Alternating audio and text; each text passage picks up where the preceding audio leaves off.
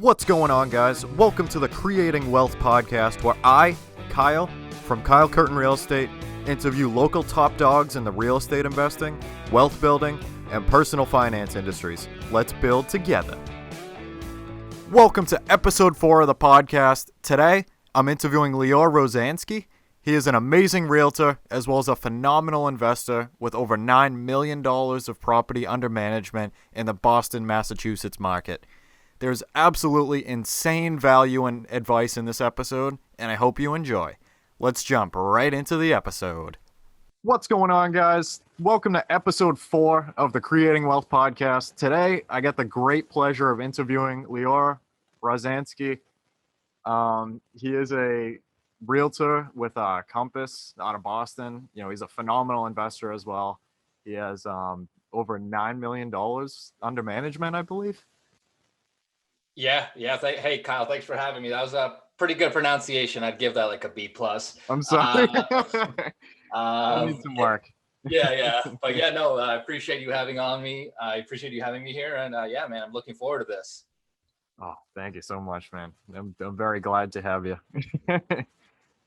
So to jump right into things, what got you into real estate, and like, what's your initial backstory? Like, what's your why? Yeah, so I can give your audience a quick overview. Basically, I always say I'm a destined to be doctor turned real estate guy. Went to college for pre-med, graduated, was supposed to apply to med school. And then during kind of that transition year when I was submitting apps to med schools, I was trying to figure out how to invest some money. I was working, so I had a little money to spend, and I kind of figured out I wasn't going to be the next Warren Buffett pretty quick. So the next kind of step was real estate. So I actually ended up buying my first multi that following year after graduating. And as soon as I closed on that deal, I was like, you know what, I like this stuff. And I ended up withdrawing my apps. And yeah, kind of that's kind of the big genesis of my real estate story. That's so crazy. That's such a drastic turn. Yeah, that's awesome. Yeah, man. I mean, it was, I remember like it was yesterday. It was a lot of different emotions going back and forth. But I kind of approached it like, hey, you know what? What's the worst thing that's going to happen to me? I go broke. I'm already basically broke, right? I mean, I had like 30 grand to play with, which in the grand scheme of things is not that much anyway. Right. So I kind of just decided to take a shot at it, and it worked out pretty well. I mean, it definitely has not been a smooth road since then. I mean, after that, I did a couple of condo developments, which I learned a ton, got my butt kicked a lot. But all those hard lessons are kind of what makes you a better investor. And yeah, it's kind of helped me to, propel my portfolio today. 100%, man. It's definitely not an easy road. It's there's no get rich quick schemes out here, guys. There's lots of hard work that goes into this kind of stuff. Yeah, man, I've looked for it and I still have not been able to find it. So yeah, it really is just a matter of kind of getting your butt handed over and over again, and eventually you start picking up on things. And I mean, that really is from every single conversation I've had with successful investors as well. I mean, most guys start out, or gals start out like that. There's no fancy way. You just got to jump in. You're never going to know everything. You kind of just, you know what you know, and then you kind of got to be learning quickly on the fly. Yeah, you're right. It's definitely one of those things that I feel like you're never really going to like master it. I mean, I feel like it's kind of like you're going to be learning stuff like your entire life, and you're never really not like going to know everything. Just kind of like keep progressing, keep pushing, and keep rolling with the punches. Exactly.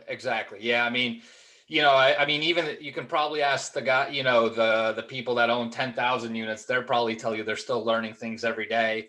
Every transaction's different, every situation's different. So, and that's what kind of makes it fun, right? I mean, there's no like end all be all secret. You kind of just, you keep pushing through, you keep doing more deals and more transactions.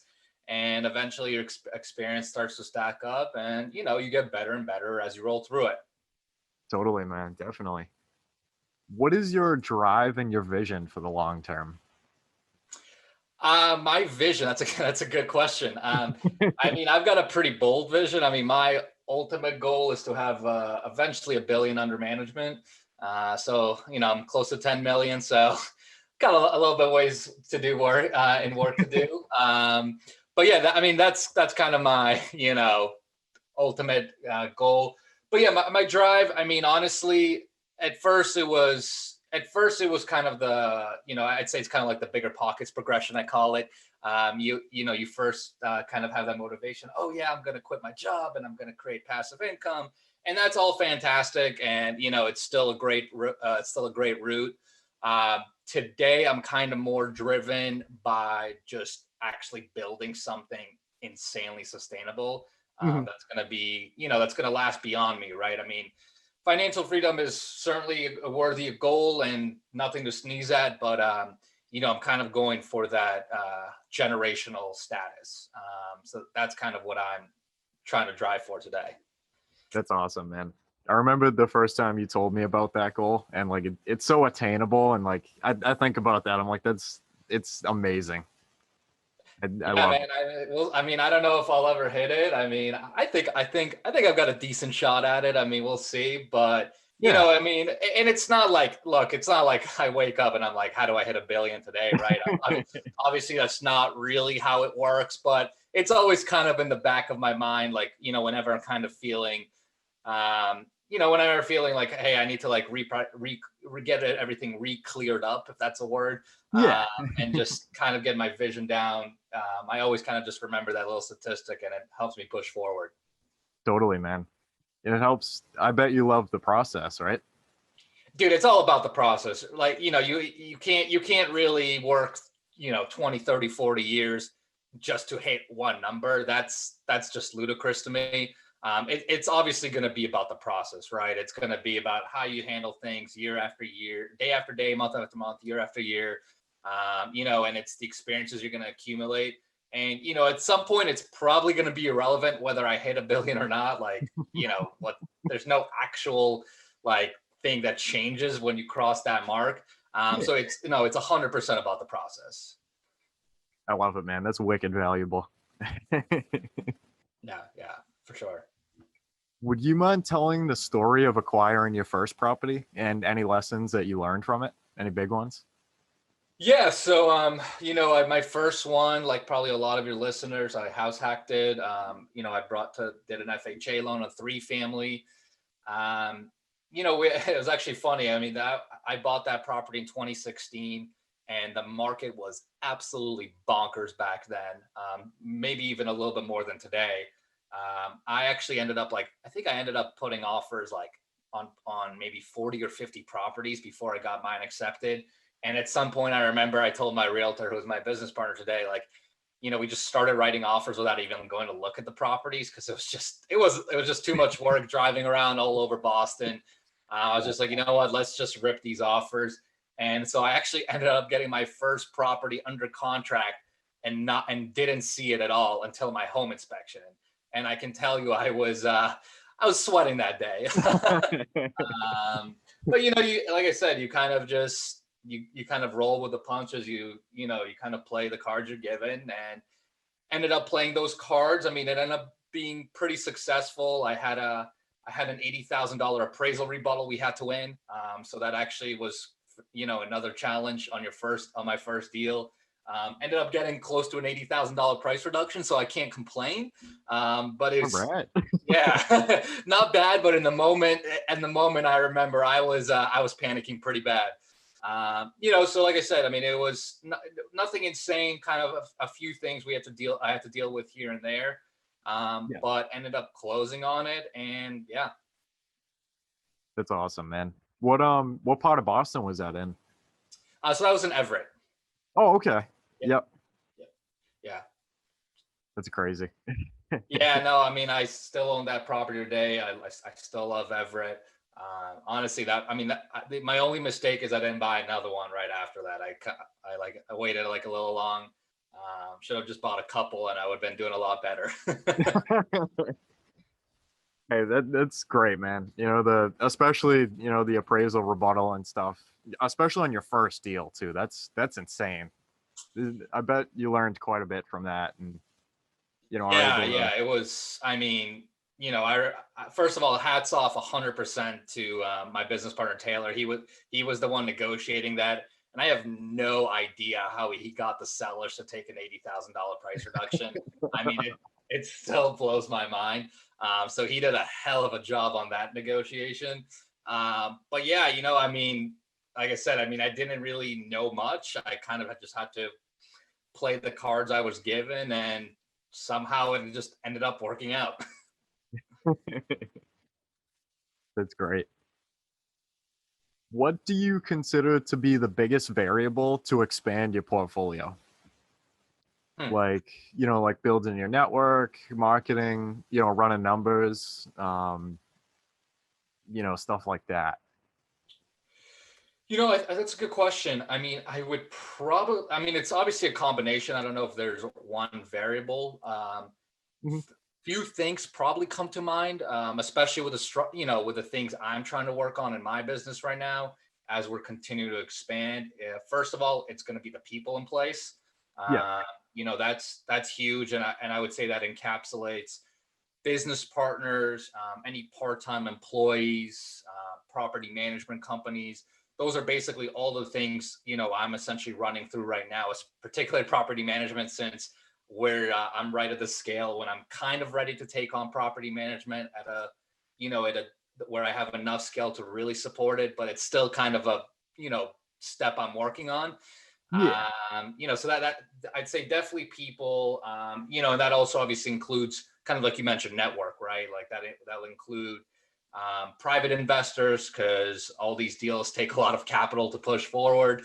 That it will include better lender connection, better and more lender connections, Mhm. more broker contacts, et cetera. It all kind of runs into the same engine, right? It all feeds into that same business. So I definitely say people's probably the biggest one. And then probably systematizing. I mean, that's probably one of my not weaknesses, but not one of my strengths right now. We're trying to kind of get better at, handling all the daily stuff, and kind of, we just onboarded. I just onboarded an assistant for my first time, so I'm kind of a lot of the small stuff is getting away from me, which is good. But Yeah. that's just going to be a process that I think is going to continue to evolve. That's awesome, man. How is it having, I guess like another person to start to delegate stuff to? Is that kind of a challenge in itself for Yeah, the I first mean, one? it's hard, but it's the most amazing thing I've done because basically, it's just a lot of the things that would suck up my time that weren't necessarily insanely productive. Those are the things I can kind of hand off now. I can focus on the things I know I need to do to grow my portfolio, my team on the sales side, my Yeah. other ventures. So it's it's really nice to just have someone, handle kind of like the logistical stuff that you need to do, but just don't really have time for. Yeah. If you don't mind me asking, when would you say that like you were ready to try and take on somebody? Like, did you just not really have any time left during the day? Like, was there like one point that kind of hit you? I don't know if it's one point. I mean, honestly, I probably should have done this like a year or two ago, if I'm really being honest. Yeah. I think there's definitely a little. I mean, I was definitely a little worried, man. I mean, I can't lie. It's you're at the end of the day, you're taking on essentially payroll, right, to some degree. Yeah. So there's going to be a fixed expense, so you got to be generating at the same level, if not higher than before. So there's definitely, I'd say, a little bit of a mindset shift there. But honestly, I mean, I could have used that probably a year or two ago. And if I would have done it back then, I mean, I'm sure all my businesses would be even further along than they are today. Yeah. That's crazy though. That's awesome.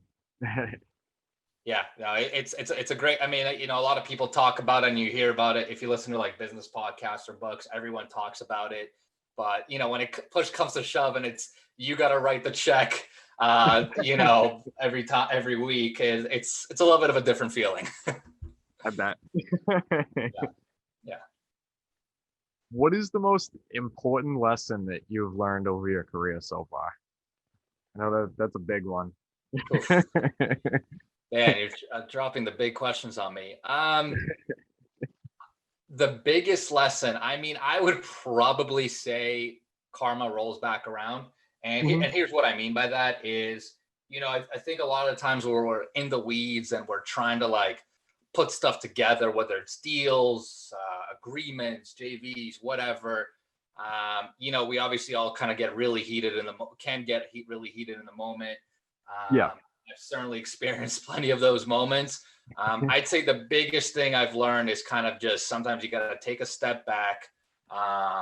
If something isn't going your way or if it's not really coming together as you envisioned, Yeah. you just got to take a step back.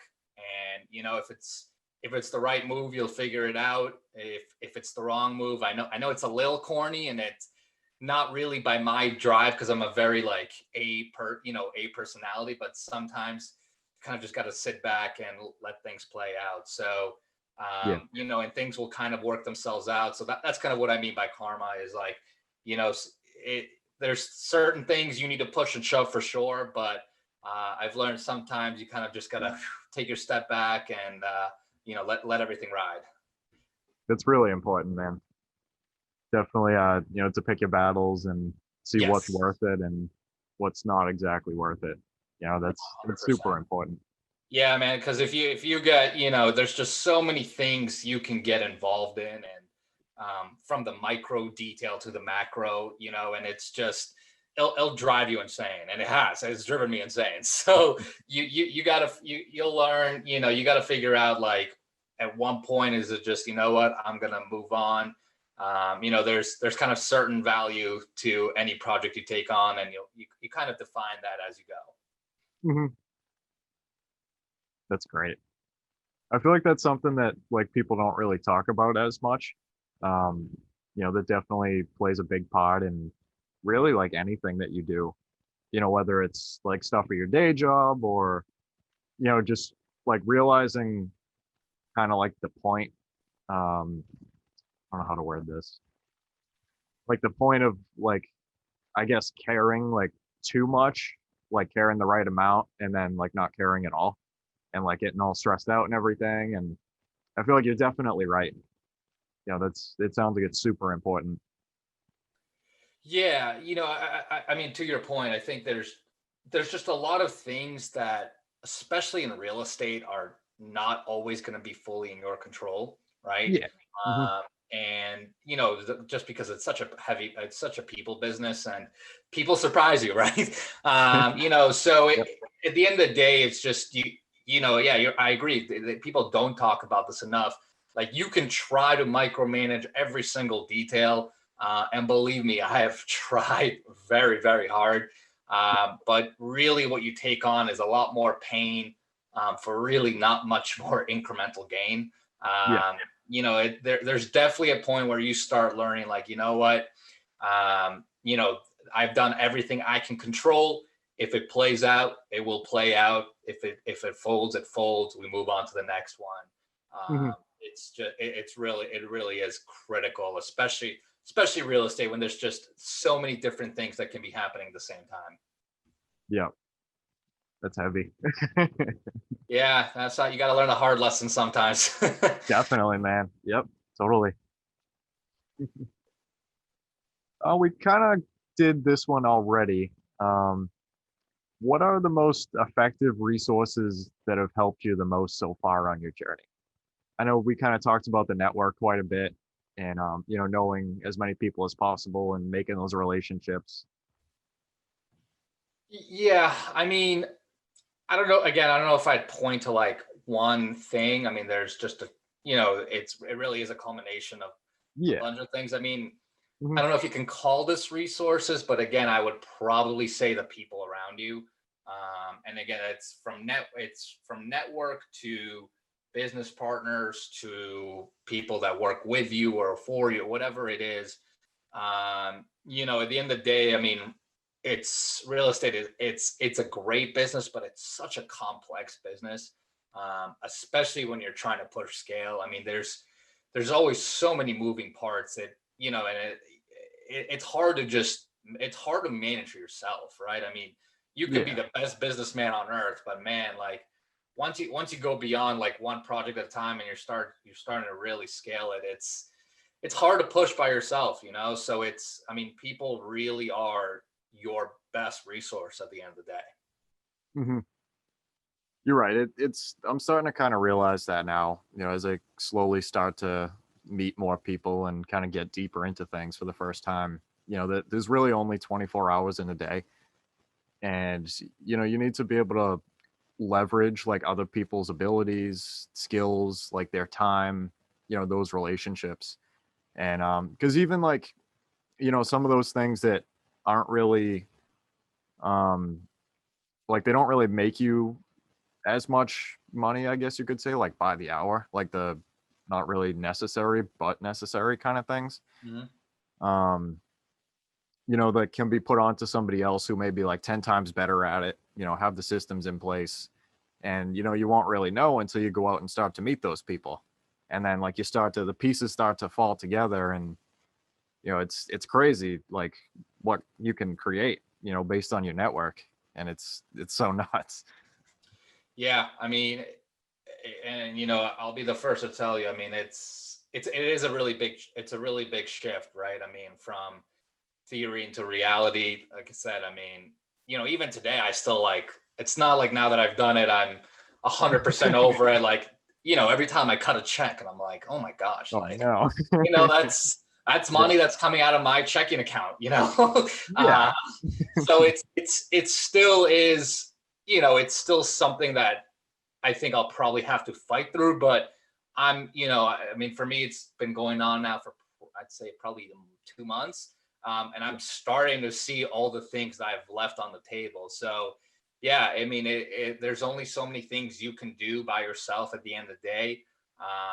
And that's another reason I've been a big proponent of business partners too, right? Because everyone's kind of good at what they do.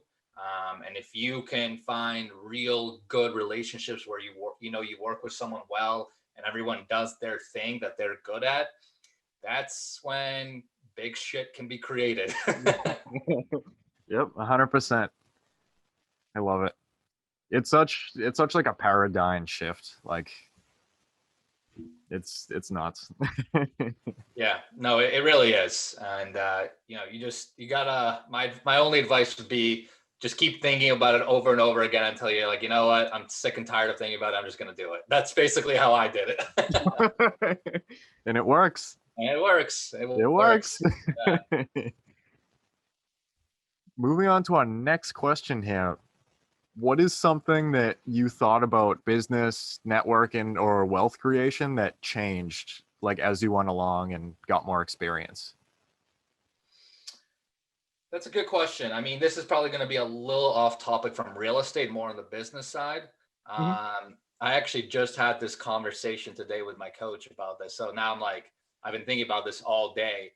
And what I would say, one little mindset shift that's happened to me is, we're obviously in the age of social media, and we were just talking about this pre-podcast, right? You have in your podcast. I'm very big on my YouTube channels, and I've got 2 Facebook groups that I run. That's kind of been my niche. And the mindset shift I've kind of started to develop is we're kind of media creation companies first that happen to invest in real estate, that happen to sell real estate. And the reason why I say that is because once you really start figuring out where all your influence is coming from, on the sales side, obviously it's a little bit easier to imagine, right? Getting direct clients, but even on the investment side, right? Like connecting with private money lenders, connecting with other people in, other investors that can help, help push you a deal, or maybe they give you a deal that's not yours. It all kind of stems through influence. So the way I kind of phrased it earlier today, I was like, it's kind of the same realization if you've ever seen that McDonald's movie, right? Where Ray Kroc realized he wasn't really selling hamburgers, he was in the real estate business. Yep. That's kind of the shift I've been going through the last probably half a year, but especially today I had this conversation. It just like, it really clicked to me. Like everything kind of goes through your influence and your reach. And then whatever you do with it after, whether it's you help people buy and sell real estate, or whether it's you go invest in real estate, or whatever else the hell you want to do, right? It all kind of stems from that.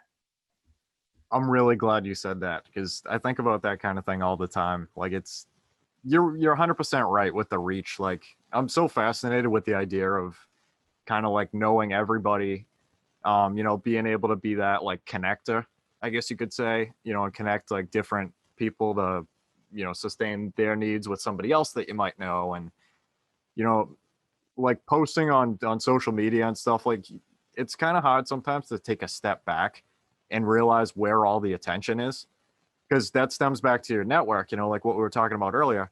How do you build your network? You go where the attention is, you go where the people are. Now, if you step back from that, are they through, like TV ads, or are they on their phones, like social media? I mean, I forget what the statistic is, but there's like billions of people on Facebook. And like, that's just like astounding to me.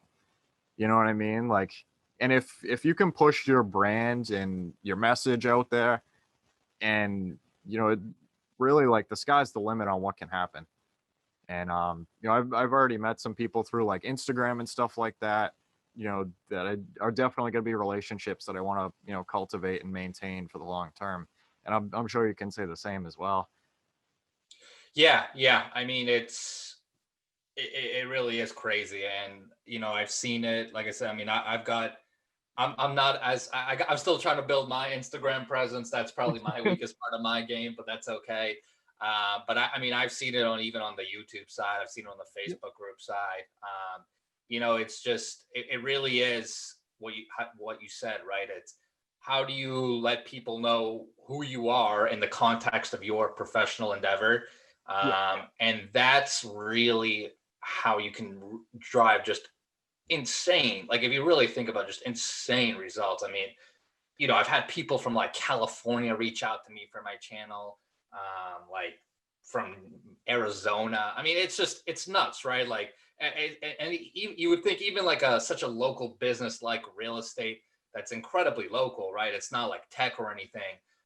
You still have people like getting connected cross country, especially, I mean, if you think about it on the investment side, you've got syndicators all over the country. And I know guys here investing in projects across the country and vice versa.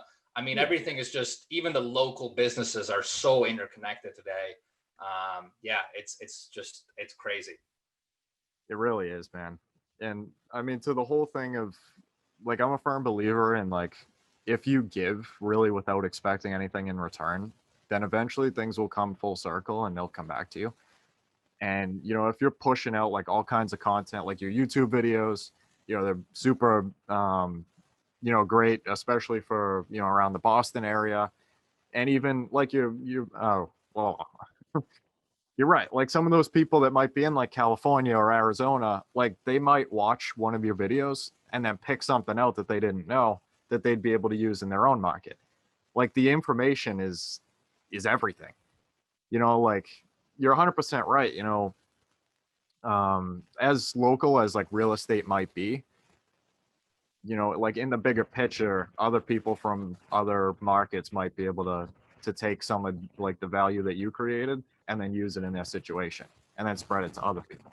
And it's just such a crazy thing to think about, Yeah, it's when you really like, when you really start to, especially when you start to see people like reaching out from all over, it really starts to blow your mind. I mean, it's I remember the first time I got a call and it just like completely shook me. So, I mean, it's critical. It's absolutely critical, regardless of what field you're in, regardless whether you're an agent or investor or property manager. you got to have that presence. 100%. What is your best piece of advice to new investors that want to start and manage their rental portfolio? Go do it. I Yeah, love I it. mean, there's nothing fancy I can tell you. There's no secret sauce. You save the money. You know your options. You know you've got, whether you go house hack, whether you go take a 25% down loan, whether you go do a flip. I mean, it really does not matter. You're not gonna know everything day one. You're gonna learn on the fly, and shit's gonna hit, and you're gonna have to figure it out. So just go do it. I mean, like at some point you can only read so many Biggerpockets blogs or listen to so many podcasts. At the end of the day, you got to be out in the field and learn, and that's how you learn. I feel like that's really important, man. That's I'm definitely gonna keep that advice very close, very, very soon. Not to get stuck in that, like looking for a really good deal. And like, you're right, like there's only a certain amount of books and stuff that you can consume before you actually execute on something and get your feet wet. And And that's the other thing you mentioned, like getting a good deal. Everyone wants a great deal. It's not like, when I go shopping, I don't want a bad deal. But I think what a lot of people also don't realize, it's not a game of home runs, right? Like, yeah, if you hit a home run, that's fantastic. But especially in your first deal, man, I mean, let's be honest, like you don't know shit on your first deal, right? Like you have no idea what you're looking at. You have no idea. You can't really evaluate the risks and rewards that well, like when you don't know what you don't know.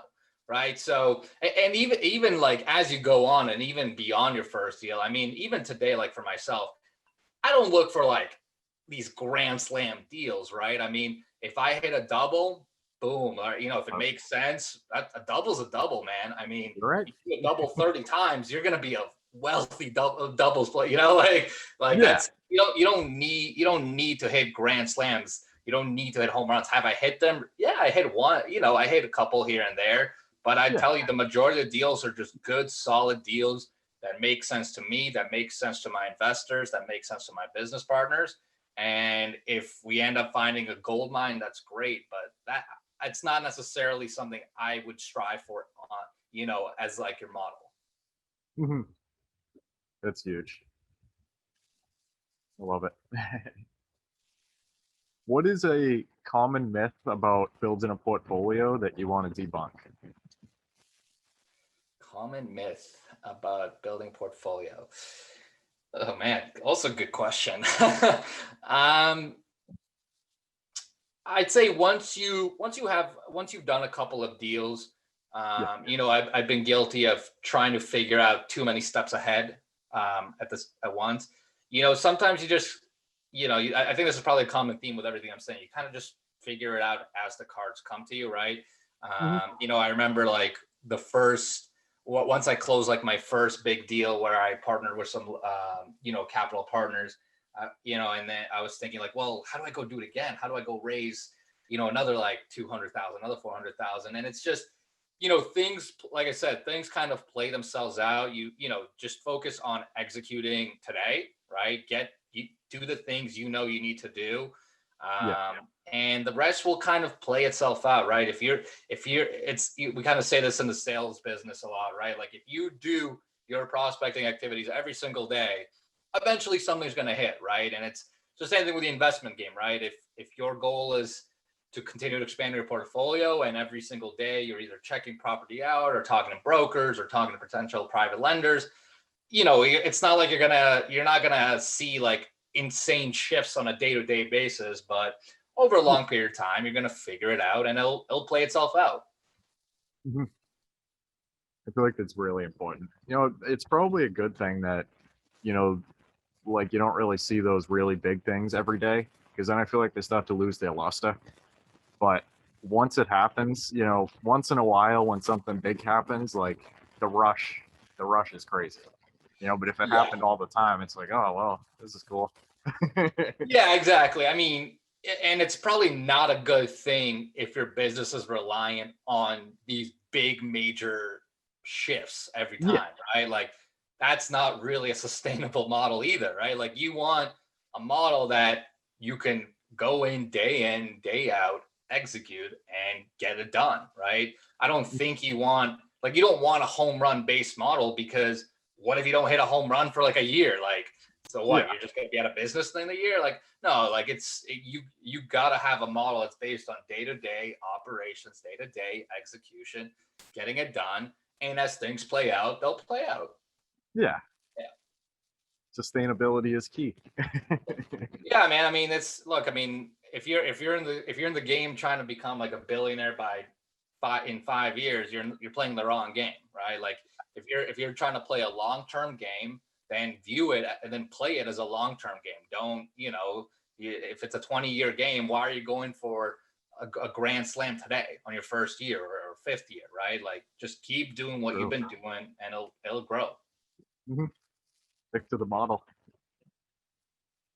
Yeah. And our last question, Lior, do you read? And what is your favorite business, investing, or real estate book or podcast, or whatever your favorite thing is to consume that you would recommend to anyone? I used to like read hard copies. Today, I just don't really have bandwidth, so I will stick books on table and Audible.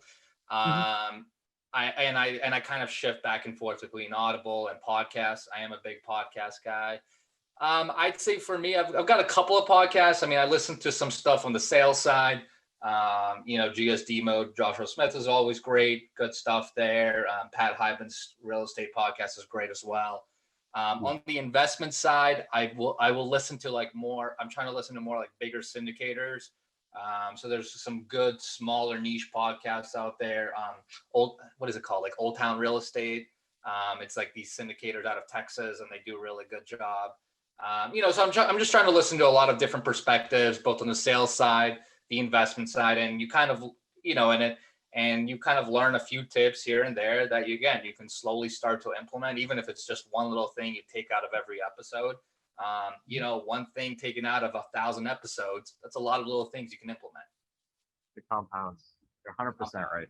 Yep. Especially even if you just throw it on while you're in the car, from going from appointment to appointment or whatever, or, just time that you wouldn't really be absorbing as much.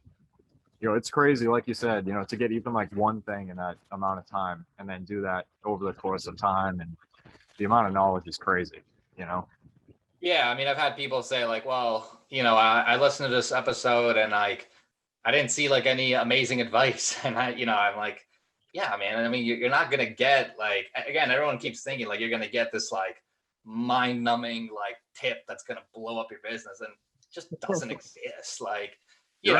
If there was a secret, believe me, everyone would know about it by now.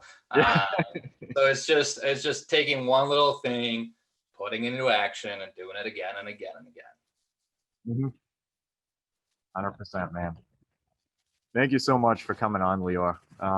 Where is the best place for people to reach you? As an agent, as an investor, I know you're on a couple different things. Yeah, for sure. You guys can hit me up on Instagram. I've got one Instagram. It's just Lior Rozhansky, RE. Or you can shoot me an email. It's just lior.rozhansky@compass.com. That's kind of just my main email I use for everything. So if you guys have any questions, anything I can help out with, obviously feel free to reach out, and I will do my best. Definitely. What was that YouTube channel again? Oh yeah, my YouTube. I got a couple. If you guys are looking for my investment one, that's just my name, Lior Rozhansky. If you guys are looking to learn about the neighborhoods in Boston, it's called Living in Boston. Perfect, man. I had to include it. I appreciate the shout out, man. No problem, man. But yeah, thank you so much for coming on, Lior. It's such a pleasure to hear from you again, and thank you so much. I definitely learned a couple things from just talking to you again. And keep it up, man. Thanks, man. Hey, appreciate you having me on here. That was fun. I love it. Thank you so much. Sure. All right, guys, that concludes our Creating Wealth podcast episode for today. I want to thank every single person that has listened this far. It really means a lot to know that people can learn from me and with me as we build wealth together. Hopefully you can take home at least one thing from this podcast that will improve your life just a little bit. If you could, please check me out on social. That's at Kyle Curtin Real Estate on Instagram, Facebook, and I'm on Biggerpockets. Until next time, let's build together.